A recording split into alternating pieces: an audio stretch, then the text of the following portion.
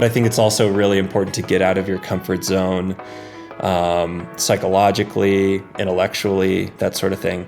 And I think the more things you're exposed to, the more it just kind of broadens your ability to move through the world in a meaningful way. Hey, Payson, thanks for joining the show. Good to see you. Likewise, it's great to finally put a face to a name, or to initials, I should say, since everyone calls you DZ. You've probably seen my name on a contract here or there, right? Absolutely. Yeah. It's funny. I think more athletes know me than I know them, just because of the sort of process of sponsorship and contracts. But yeah, it's awesome to meet you face to face. And my team completely loves you. Well, we'll try to keep it that way. I'll try to stay inside the lines on this one. Great. Where are you recording this from today? I'm recording from my living room. It would be the podcast studio right down the hill, 100 yards, but we were having connectivity issues with the Wi-Fi reaching out there today. So we're in the house here in Durango, Colorado. In Durango, right. Where? Let's roll back a few more years, Payson. Where were you born? Where'd you grow up? And what kind of things did you do and to stay out of trouble as a kid? I grew up in I'd say small town, but there wasn't even really a town where I grew up. Rural Texas, about half hour outside of Austin.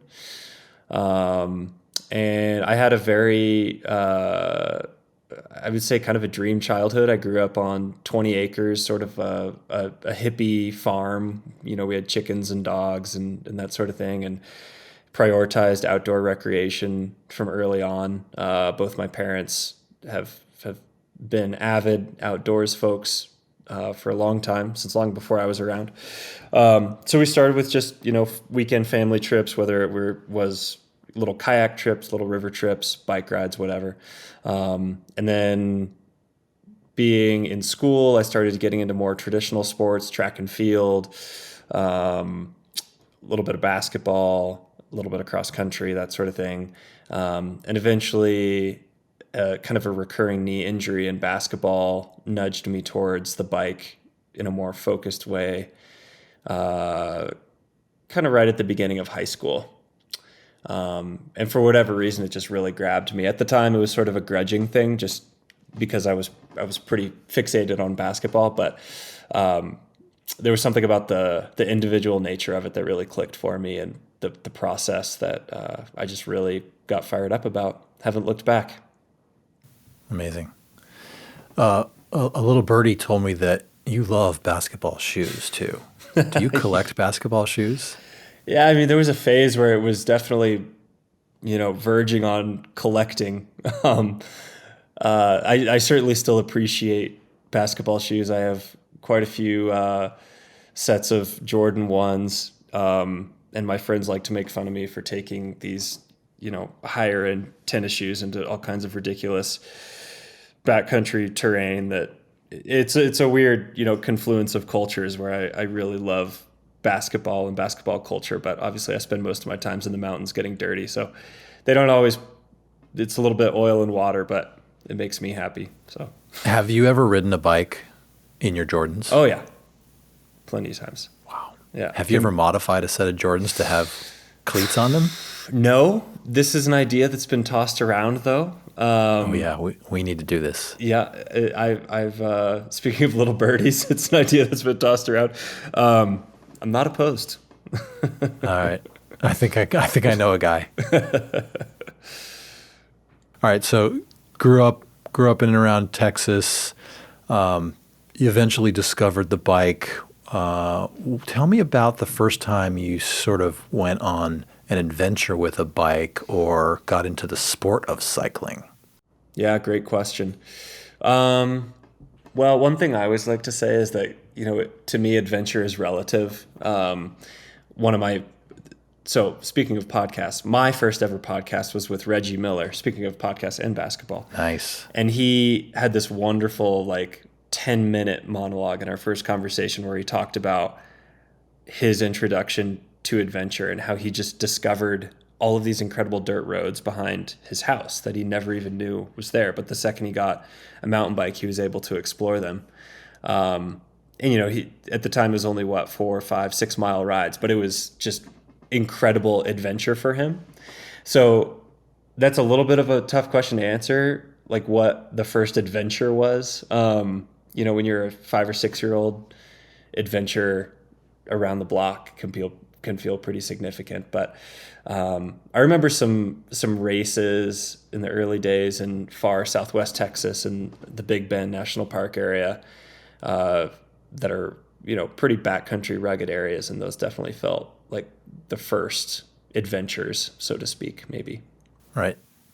Had you not discovered this amazing, profession of adventure cyclist, gravel cyclist, lifestyle athlete, what might you have done as a career? Yeah, good question. I was so enthralled by professional athletics as a kiddo that I like to think I would have found a different professional athletic avenue. My dad was a really high level track and field athlete, so that was always front of mind. So maybe something like that. But in the last few years, I've really enjoyed media creation, both when it comes to film and the podcast. And so just storytelling in general, I think probably would be something that I would have ended up doing one way or another. Cool. We're always looking for storytellers here, Payson. So let's stay close, okay? You and me. Sounds good. We're gonna switch quickly to the sprint of our ride here. Mm-hmm. This is you and me side by side riding. So I'm just gonna ask you a quick fire bunch of questions. Gloves or gloveless? Depends on the ride. I'm gloveless sometimes old school half-fingered gloves, and sometimes full-fingered gloves. All right. Pancakes or waffles?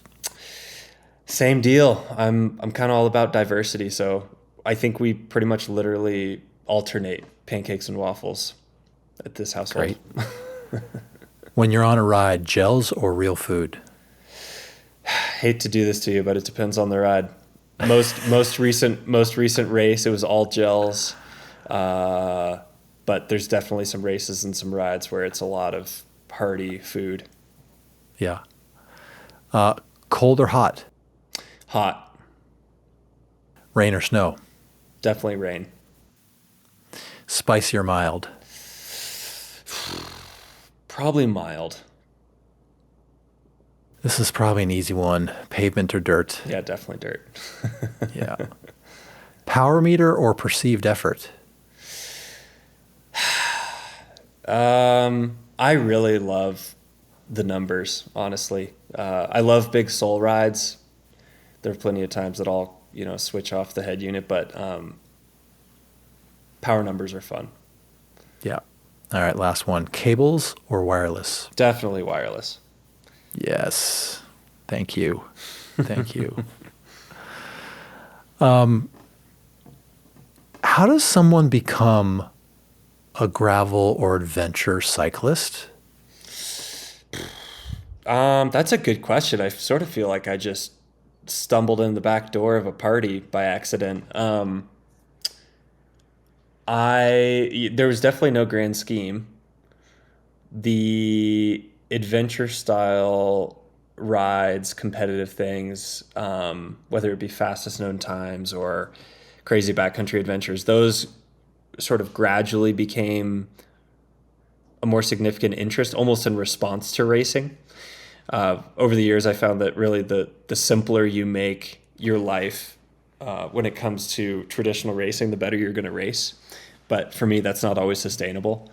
And these days, I live in just a ridiculous outdoor playground, and so I just found myself wanting to explore that backyard more and more. And then once I started to get a taste of that style of cycling, it really kind of unlocked something for me. And these days, I get pretty fired up to just take it anywhere, everywhere, explore the world with it.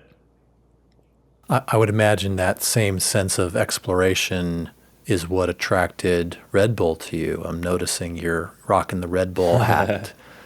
How did that relationship get cemented, and it's a unique category for them to jump into. You usually see Red Bull as sort of extreme everything, but how'd that happen?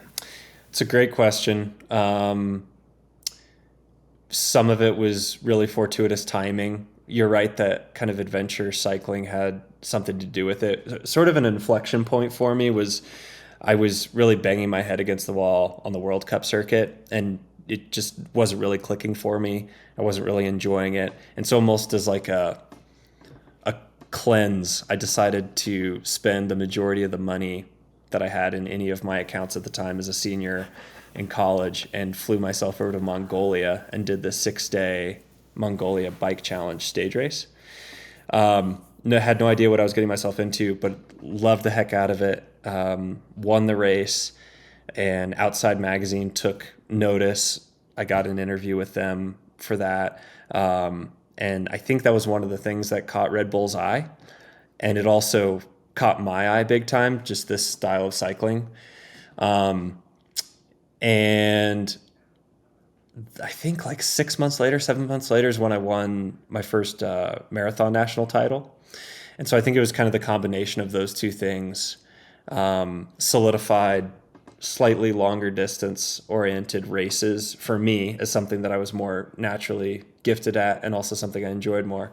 And also I think Red Bull had one eye on this burgeoning, exploding segment of gravel cycling and grassroots racing, with like the Leadville 100 sort of being the original example.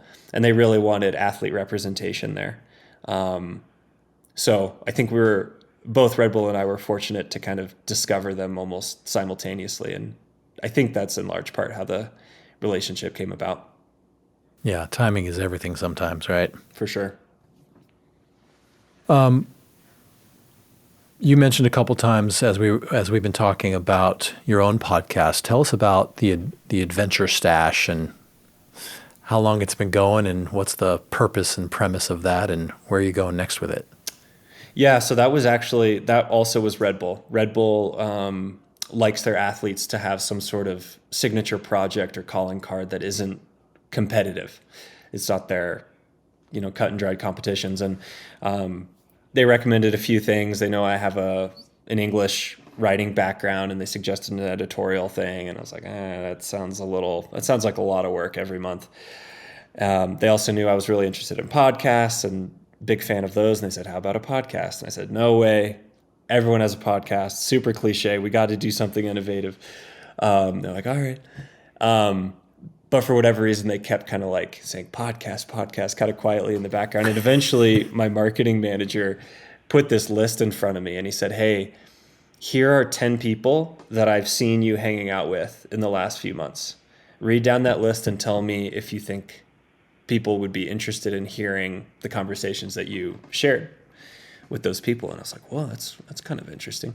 And so that's sort of how they convinced me, was this idea of, rather than having a journalist athlete or journalist guest sort of conversation, what if it was more peer to peer? Would there be something a little bit different there? And the second I did one, I was like, this is amazing. This is so cool. It just felt so good to I'm a social person. I really like to get to know people, and having an excuse to almost like speed date in a way through that process. You have an hour, you want to make the most of it, was just really exhilarating. And also I found it so refreshing to kind of tell someone else's story rather than spending another day telling my story again. So that's how it came about. And it's a huge amount of work. We do one every week, but it is as gratifying as the cycling side of my life. And I hope to do it for many more years. Cool. For our listeners that are interested in tuning into the Adventure Stache, where would they find it? Anywhere you like to get podcasts, Spotify, iTunes, all of those places. And it's just called the Adventure Stache. It is, yeah. Mm-hmm. Great. Let's pivot a little bit to talking about community and some of the great, causes that you're interested in or giving back? I'm curious, using your your position in the world and your influence and your exposure and reach, what are you doing? What are you doing to make this place a better place? Yeah, great question. That's something I try to ask myself pretty frequently. My fiance spends most of her time doing that sort of work, so it stays pretty front of mind, and I actually find myself kind of supporting her efforts frequently there. But it sounds funny, but I mean the podcast it wasn't on purpose, but the podcast has almost accidentally been a way that people really seem to.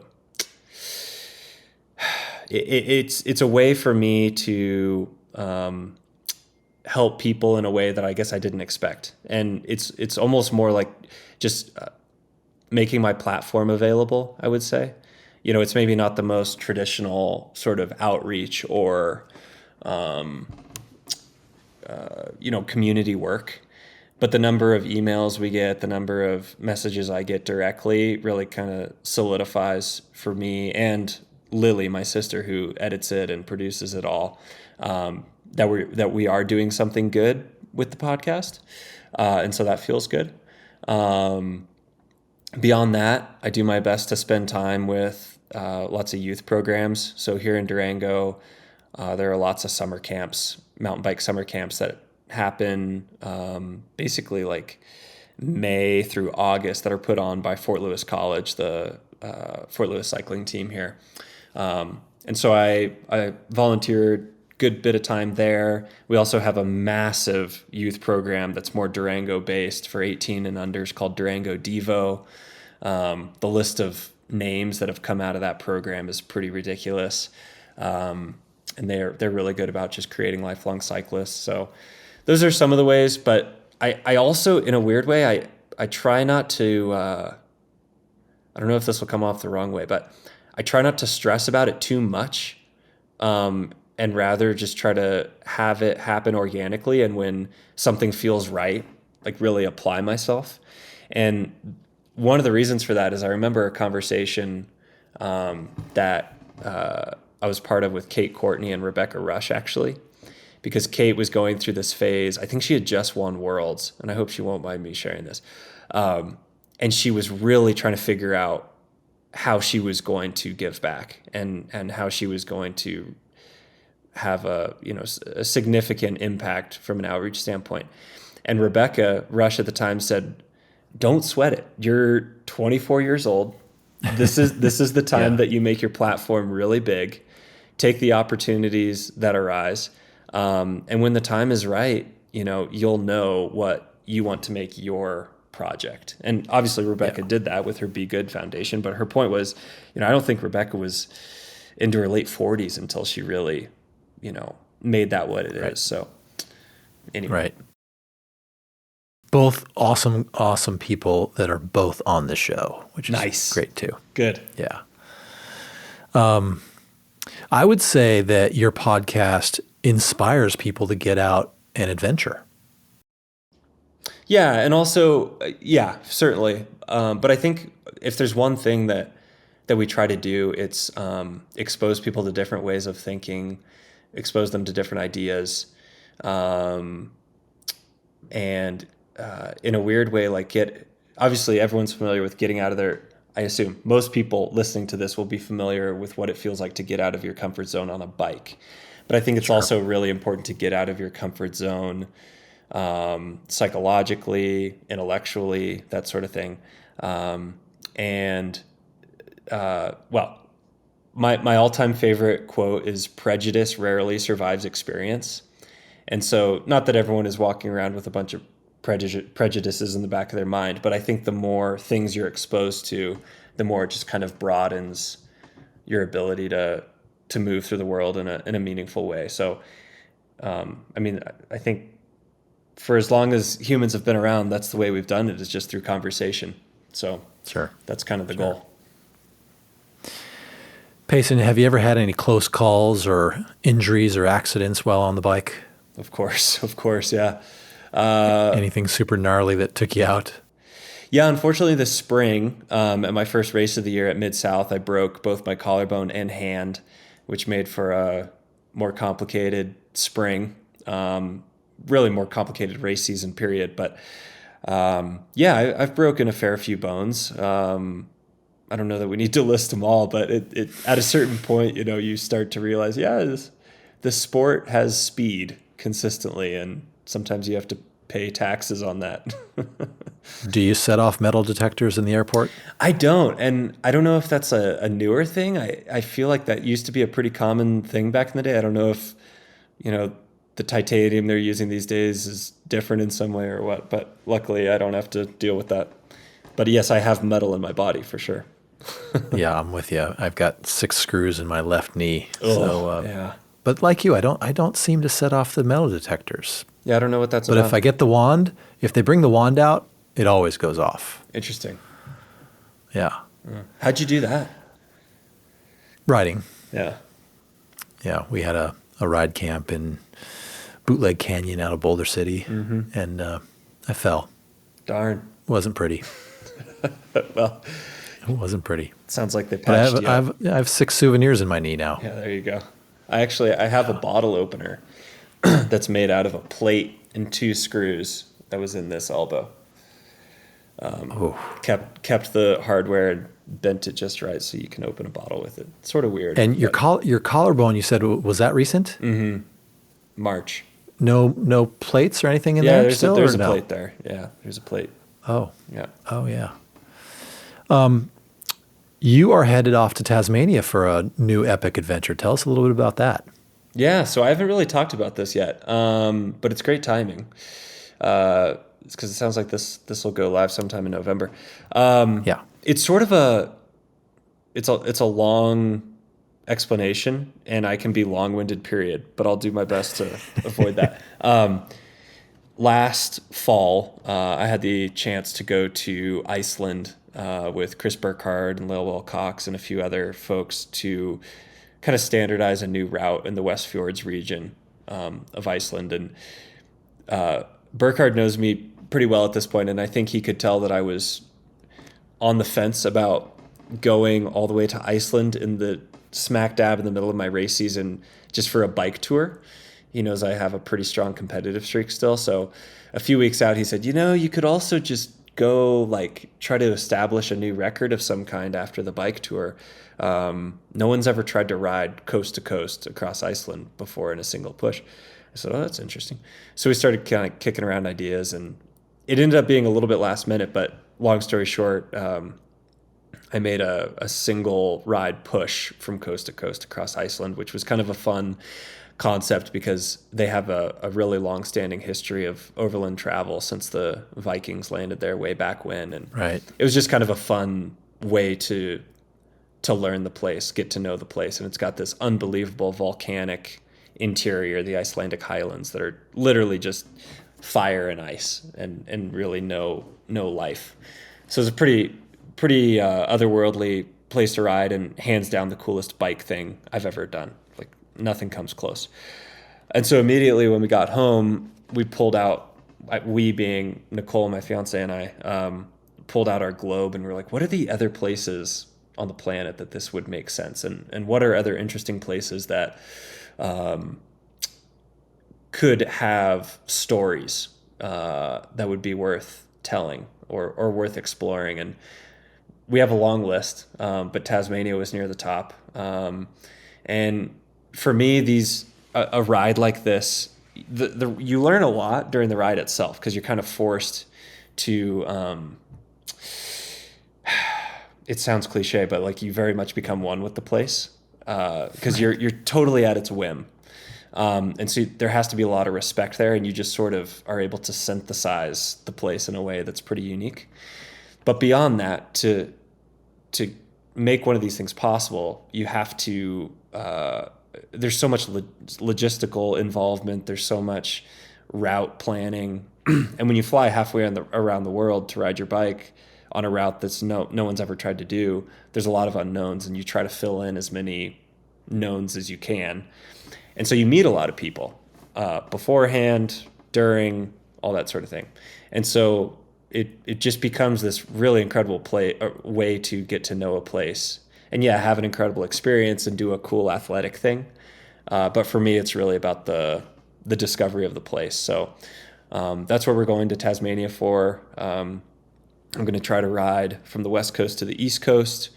They have some really interesting things going on there environmentally. They're one of the first places in the world to reach net zero emissions. They actually export more energy than they use.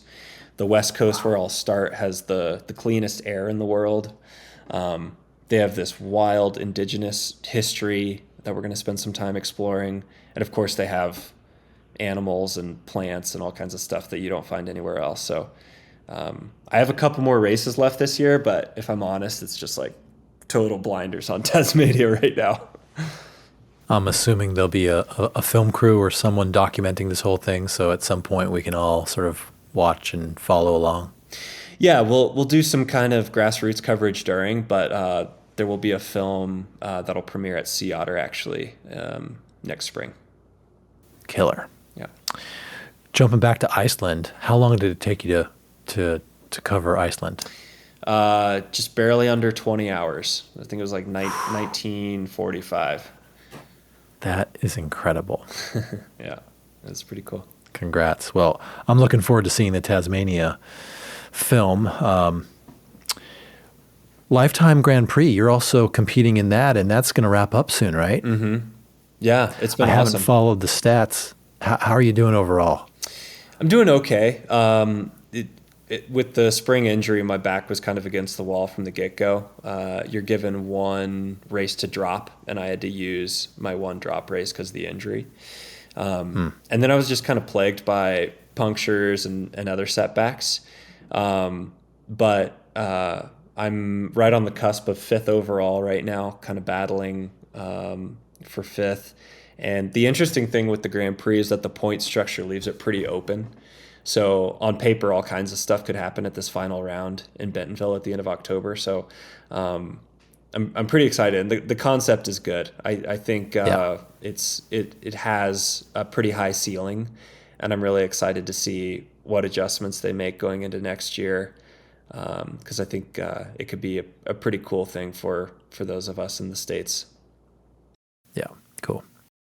Well, Payson, we are just about out of time. I want to thank you so much for joining and hanging out and talking in this side-by-side bike ride of ours on the virtual screen. Absolutely. Good luck with your adventures. Good luck in Bentonville. Good luck in Tasmania, and hope to see you out on the road soon. Yeah, thanks, DZ. It'll be good to get a real ride at some point. Absolutely. And come check out Chicago. We can compare notes on podcast studios. Would love to. Yours looks awesome. Thanks, man. Yep, I'll see you soon. Cheers.